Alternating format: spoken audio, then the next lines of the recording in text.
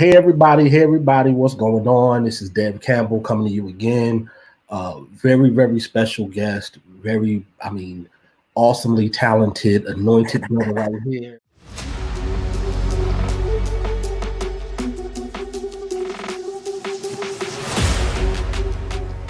Listen, if y'all don't know him, I know y'all do. Y'all have heard his voice around the world and back again. My brother, my friend, somebody who I admire. I think he got more hats than what I do. Yeah. Brother Khristian Dentley. Khristian, just say what's up to everybody. What's up, everybody? What's up, Dad, man? Thank you for having me on, bro. It's a privilege to be kicking it with you for this time, bro. Love Hey it. man, listen, I appreciate you just taking time out of the schedule, with all that singing that you be doing. And all that don't know, he is one of the singers in the amazing group Take Six, and he is the baritone. So Yes, he'll explain that vocal range. But for everybody coming on, listen, I need y'all to tag 10 people. I need you to share it with 10 people. And I need you to text 10 people. Let them know. Come on in, because look, he's going to give a wealth of information, knowledge, and trust me, I've heard clips of him, and in 10 seconds, what he can drop, it'll hit your spirit heavy. I'm telling you, man. Khristian, listen. Tell the people your beginning when it comes to music. Oh man, music is there. There are three areas in my life that I can always bank on and know that God has really blessed my family, and that's in music, in media, and in ministry. Wow. So music being, mom's side and dad's side, musicians, singers, um, just both sides. You can just that's just how it happens with our family. That's one of the gifts that God has given us. Um, Ministry, same thing, both sides. My great grandparents on my father's side, my grandparents on my dad's side, my mom, my dad. I mean, pastors and ministers and my uncles, and it just so that's ministry. And the media, just as far as film and videography and just those kinds of things. Again, both sides of the family. So those three areas: music, ministry, and media. And so, growing up as a pastor's kid, my parents loved music, just period. So there was always, there was a great mix, like from everything from Earth, Wind, and Fire to Barbra Streisand to Barry Manilow, just so it was a really, really good mix of music, and we always had an affinity just for good music. It wasn't all church music. I remember this one time I did borrow a friend. I was in elementary school, and I borrowed a friend of mine's Michael Jackson Thriller album. So I had a little tape player, so I was on the balcony at the house on the deck at the house, and I was playing it super loud, and got in trouble for it. But but it was more so for borrowing something from somebody at school. It wasn't the music. It wasn't a big deal, but so music has always been a very real part of who I am and my purpose. Yeah. I started playing keys at 7 at my parents' church, writing at probably 14, producing. Literally, 2000, the year 2000 was my first time actually getting paid for production. At 17 years old, and so. Wow. So literally professionally, I've been producing music for 20 years this year. So it's always been a part. Connecting with Take Six, it just took it to another level. So wow. And the thing is, that's amazing. And as we see with so many people, the church connection births a whole lot that, as a PK myself, granddaddy was a bishop, in Church of God in Christ or whatever. It was just things that was automatic to us. Right. That later on in life we realized, wow, this is an intricate tool for what we do. So I mean, that's amazing. You talked about production. You talked about songwriting. Who were some of your inspirations? Oh man, that's easy. Stevie Wonder, Michael Jackson. There was actually this album. that Philip Bailey did called Triumph back in the day. It was a gospel record from Philip Bailey did, and just even to this day, if I hear those songs, All Soldiers, dude, The Love of God, Bring It to Jesus, just listening to songs like that. Stevie Wonder, like I said, huge inspiration from a songwriting perspective. Barry Manilow, the Could It Be Magic, come into my own. Just being able to hear with a different ear that, kids my age at the time weren't really listening to. They weren't listening to, fantasy. They weren't listening to Birdland by, the Menard Ferguson record. And, so those were some of my inspirations, songwriting. But then you look at Commission, the Winans, Yes. BB and CC Winans. In fact, I was talking to BB the other day and just actually, telling him, bro, dude, just so you know, again, I know I've said it 100 times, but dude, you are literally one of my absolute favorite songwriters in the history of songwriting. Tommy Sims. When I heard Tommy Sims, Peace and Love record in the year 2000, that record changed my life. It changed my songwriting, just went to a deeper level. There are a lot of people who they can go back and they can talk about when they heard certain records that changed their writing. Yes. That was the one for me. And now to be friends with Tommy and these dudes that just, dude, it was a very, very eclectic group of songwriters and producers and singers that helped sharpen my gift to where it is now. But yeah, definitely those guys. I think one of the biggest, of course, like I said, BB Wine is just his ability to articulate taboo subjects in music. Yes. When he did the let me start by saying sorry, though it might be positively too late. These whatabouts. Oh my gosh, are you kidding me? I mean, just stay with me through the course of life, stand right by my side. Dude, I can go all night. But that kind of thing, that really, really shaped who I am as a songwriter, as an artist, as a producer. From Tommy Sims to Keith Thomas to Mookie Taylor to man, that's how the Fred Hammond. Oh my God, get me started on the Fred Hammond. Of course, obviously with Commission, but dude, there's something about that Inner Court record. Oh yeah, dude. Yeah. When Fred connected with Noel Hall in his writing in a way that just, dude, where he just unleashed this whole different sound. Yeah. Dude, it changed me. It changed me. Even like the CC Winans Alone in His record, Alone in His Presence record. Just yeah. That's who I cut my teeth on, and that's why I am who I am.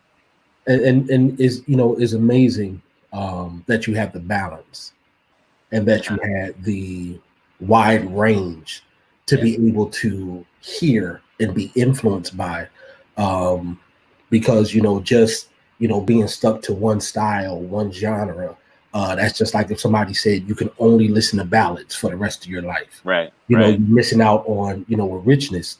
Right. But and with that Fred Inner Court album, man, I remember when I first heard that, for hours it was just like play it over again, play.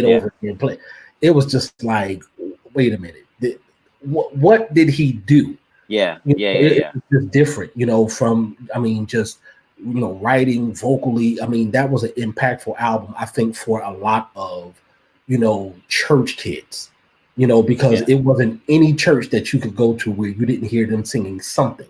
Right. Album, and that's just amazing. So let's fast forward and let's talk about 2011. Got it.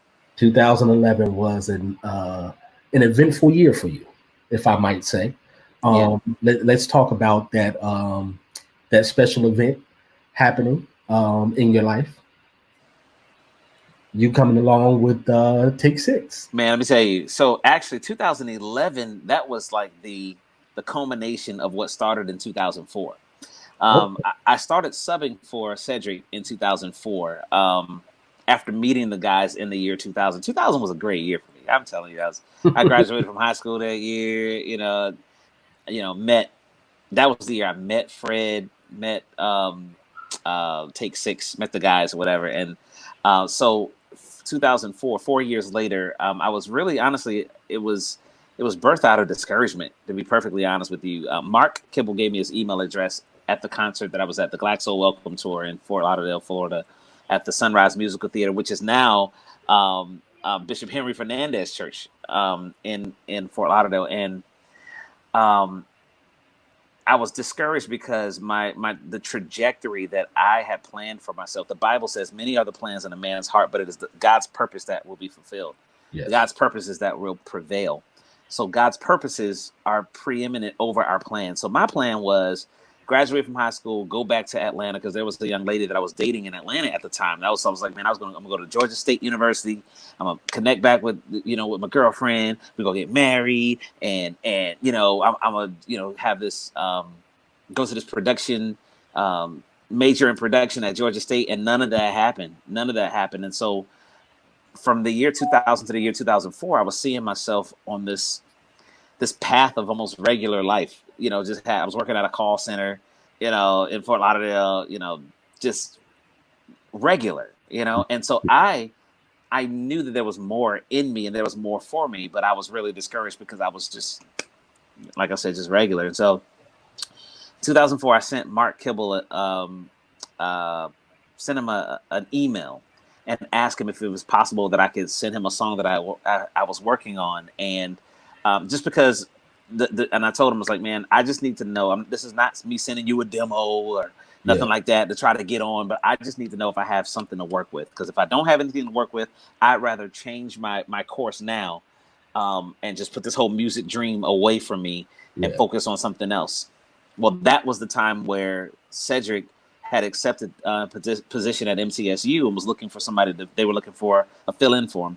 And it just, as God would have it, it worked out according to the counsel of his will. That's what the Bible, he works all things according to the counsel of his will.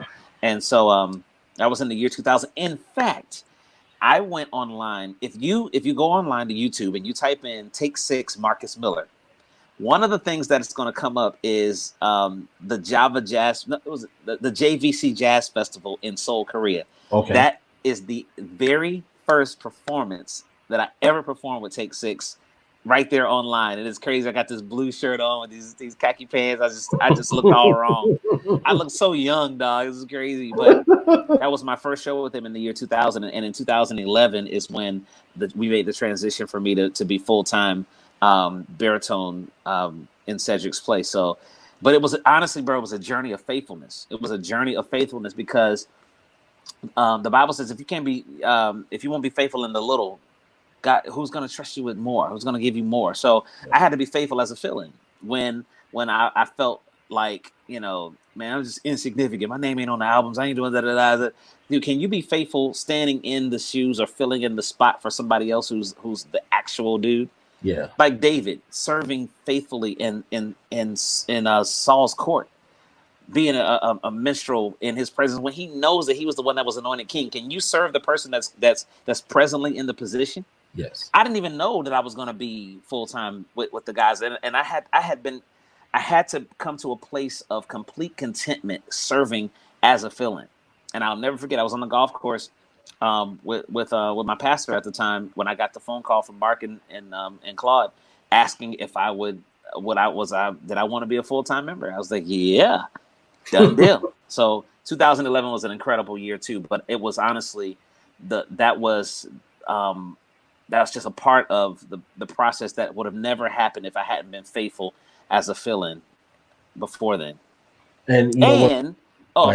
No, go ahead. If I had not been willing to take the risk of putting myself out there by sending that email to Mark and being like, dude, I just need to know.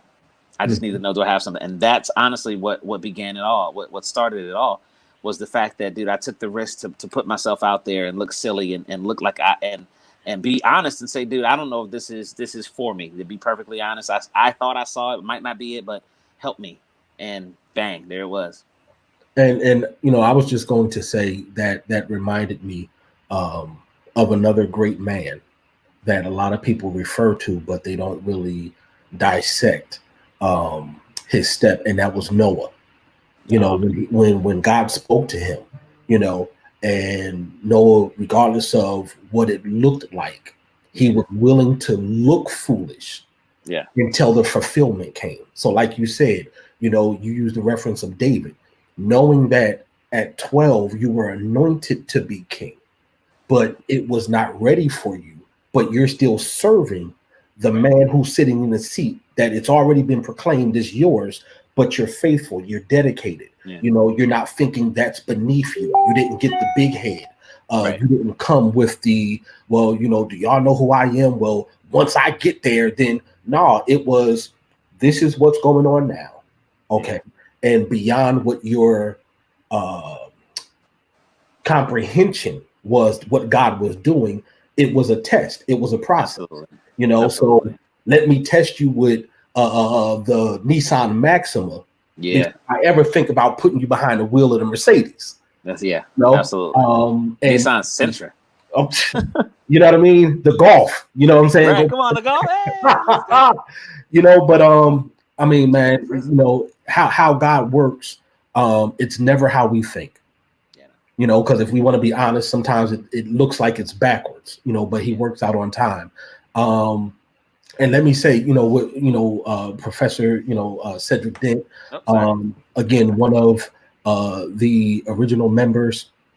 I mean, amazing, you know, but as well, you know, and it just shows just the overall obedience to God. You know, like you said, with Mark and Claude, and I'm sure, you know, all the fellas talked about it, but, you know, going with what God was showing them, you know, how it didn't lose a beat. You know, you guys are doing some amazing things. I'm going to look up that clip. Look at that clip. It's funny, man. It's funny. You see this little guy like, what? Who is that? What is going on right now? Is that what we're doing? Now, is that what we're doing? Take 6. Is this what we're doing?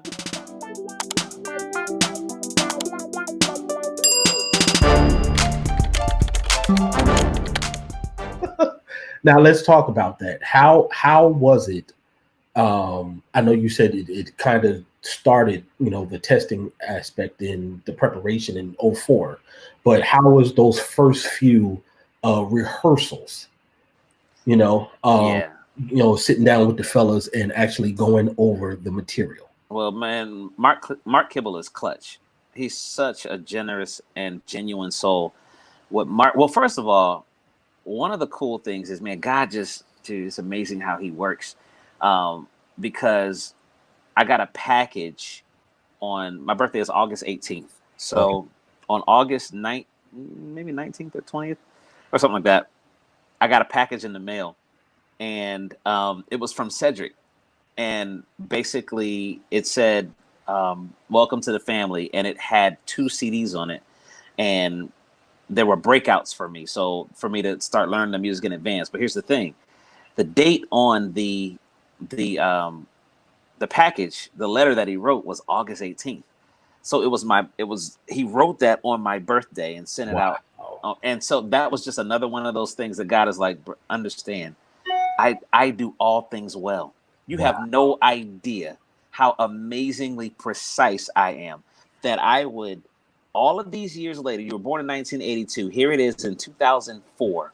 That on your very birthday, I would have Cedric Dent sit down and write out this. The timing of it was perfect. That when you received that package in the mail, that it was dated on the day that you were born. That you were born for this. You were born for this. So, so he sent me those CDs.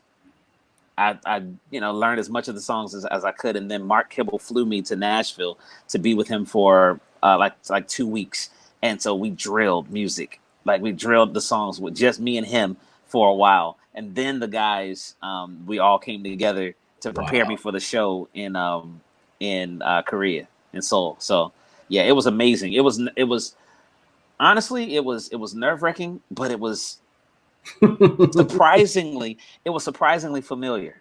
Yeah. And I say that meaning it's like you're walking into this space and you belong here. Like it's not foreign. It's new, but it's not foreign. Yes. And so I was flowing in it, bro. And that's just that God designed this thing for me. And it's like a tailor-made suit. When I put it on, somebody else can wear it. It can be nice. But when I put it on, oh my gosh, it was made for you. So Yeah. it just works out that way. And I mean that, and I asked that because we a little while ago, we talked about other male groups, and all of them great with what they do. Um, but I think it's safe to say nobody does what Take Six does. So to actually prepare for one concert, to do a set, and you literally have not just y'all are singing notes, the sound effects, the inflections, all of that you all are doing, and there is a consistent flow. Yeah.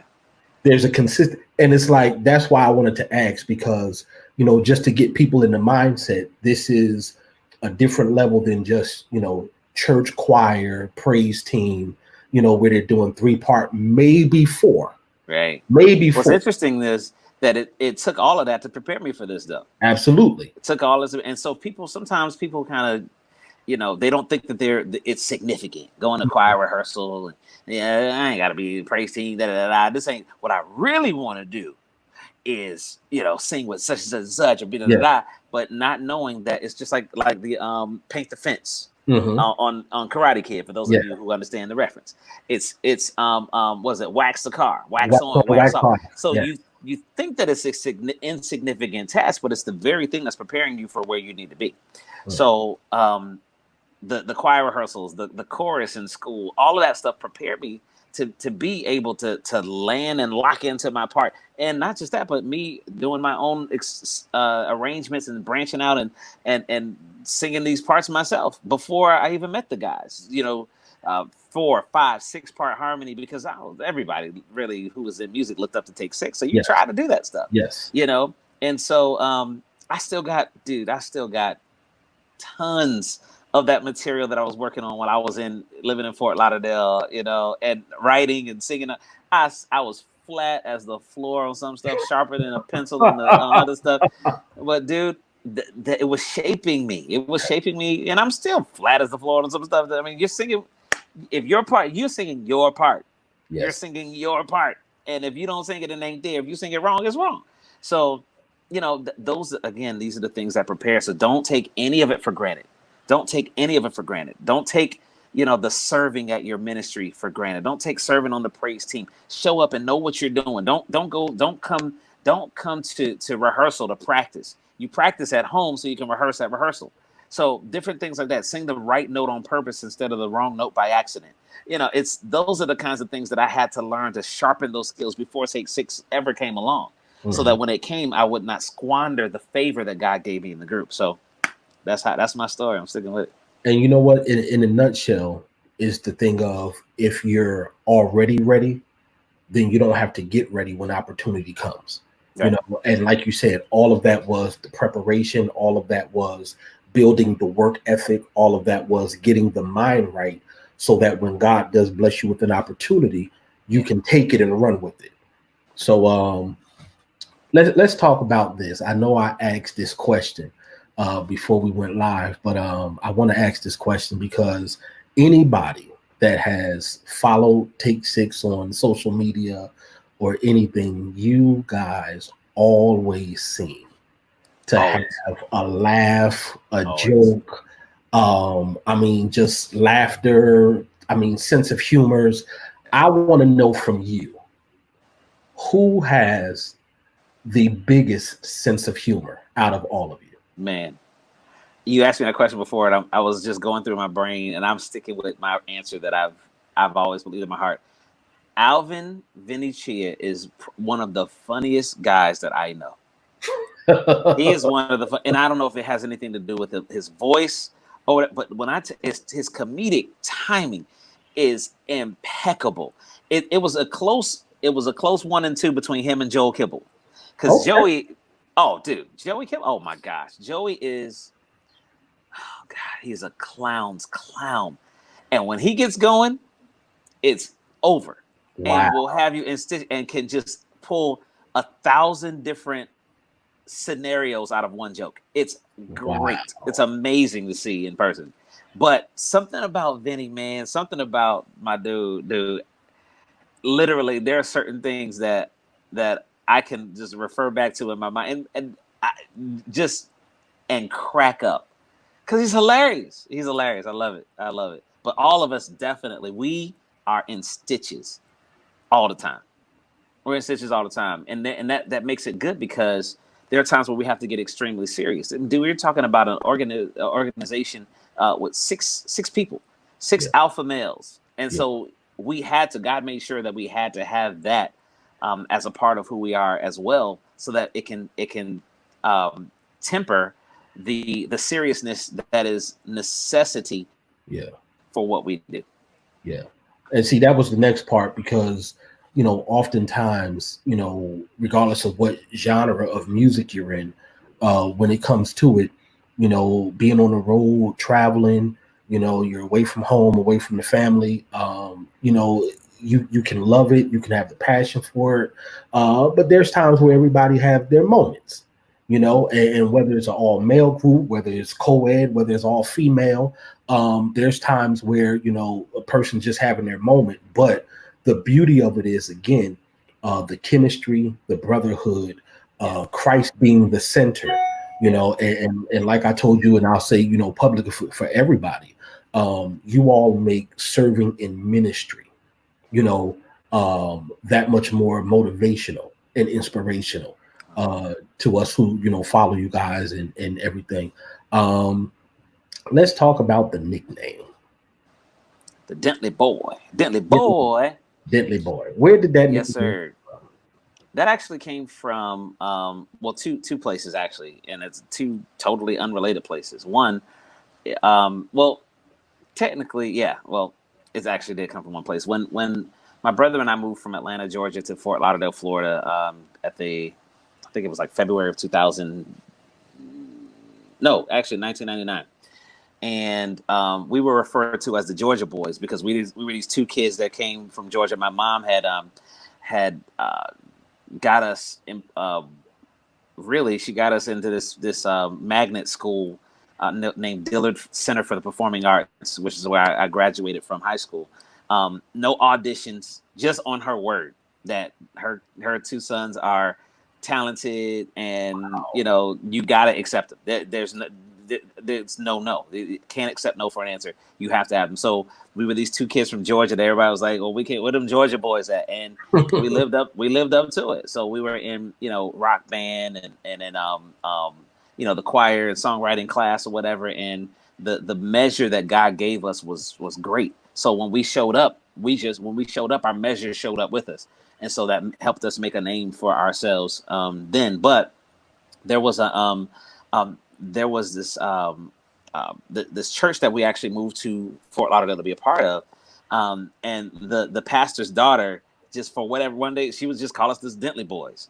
She was referring to my brother and I as Dentley boys, so Georgia boys, Dentley boys, whatever. And so, and my playful nature, and my ability to find humor and lightheartedness and everything that I do, it just stuck. It just made sense, Dentley boy, So, and now it's I use it in my production. I use it in my writing. I use Dentley boy. That's just who I am, and it fits me because regardless of how what stage or platform God affords me, I still take it like wow, like almost like you would when you were 10 years old and you went to the Georgia Aquarium for the first time, and you're like, wow, it's amazing to me. So I still maintain that level of youthful humility, I guess, and vigor in everything that I do. So that's where it came from. Yeah. Wow. Amazing. We talked about influences. Let's dive into some future goals that you have from the music aspect, whether it's production, just artists that you may want to work with, produce. Let's talk a little bit about that. Yeah. So, dude, I would love to. I'd just say more of the same. When I say more of the same, meaning like God has been so incredibly gracious to me, man, and that is legit.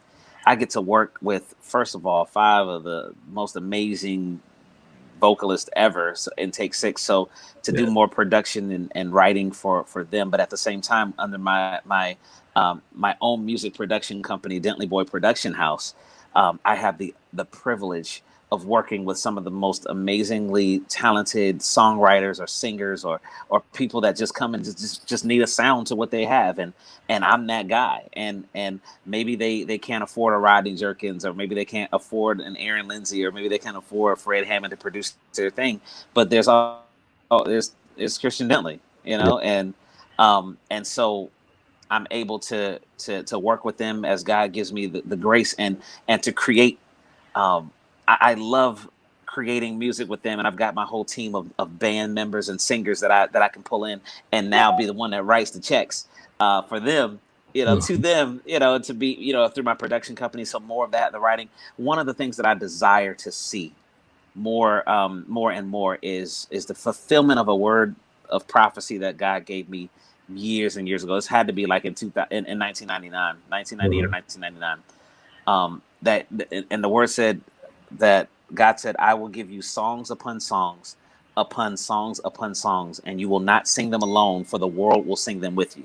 That was the word of God that the man. In fact, right here, I'm in Columbia, South Carolina right now, and we were in Columbia when, though I live in Orlando, we were in Columbia when that word came, and it was years ago. God used a man here in Columbia to prophesy that to me, and I want to see that, because God has given me the ability to write.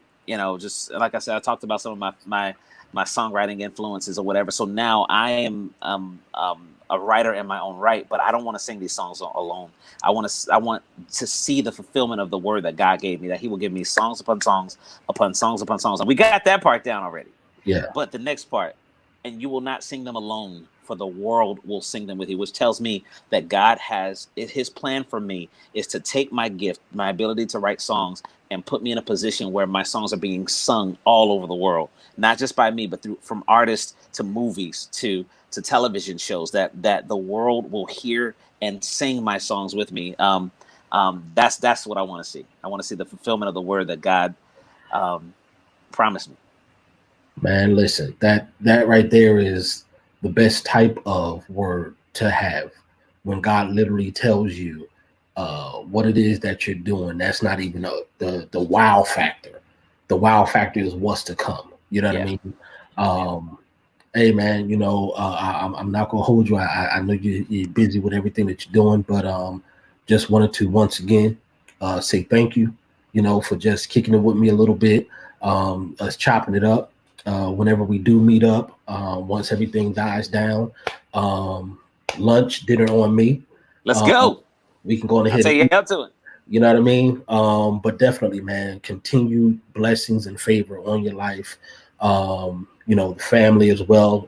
Just stay safe during this time, and just continue to walk in that God has for your life, man. And any way I can support, or just be of an encouragement, man. I'm just a phone call or email away, man.